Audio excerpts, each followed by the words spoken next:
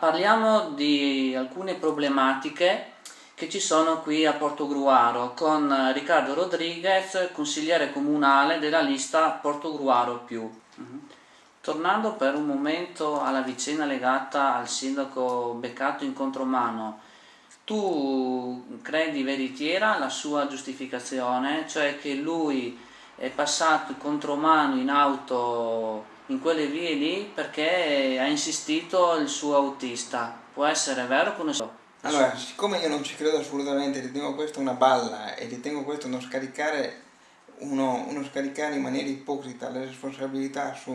un normalissimo dipendente comunale che in quel momento si trovava alla guida della macchina a disposizione dell'amministrazione comunale, proprio per questo ho deciso di inviare una lettera per via raccomandata al prefetto di Venezia, dottor Cuttaia,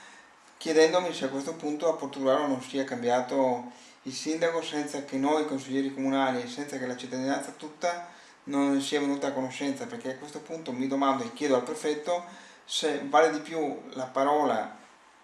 che io non credo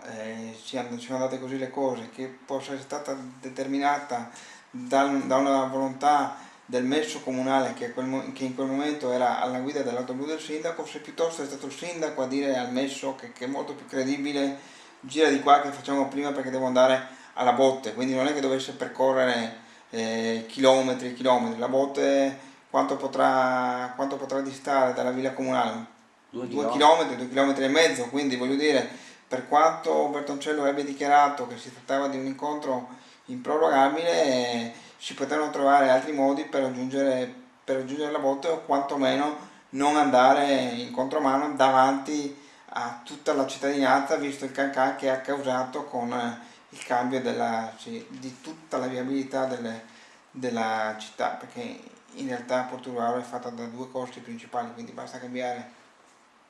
un po' la viabilità e tutto va in tilt. Adesso sono in attesa che il prefetto di Venezia prenda visione di questa lettera, che mi auguro tu possa pubblicare sul tuo sito, e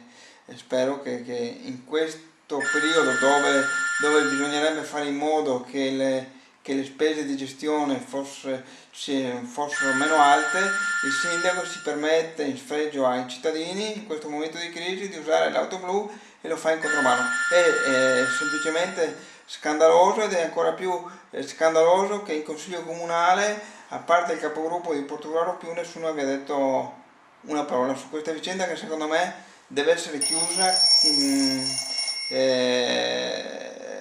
in maniera definitiva, sperando anche con una ammonizione da parte del prefetto o degli organi superiori, perché non è possibile che un sindaco diventi il podestà di una città.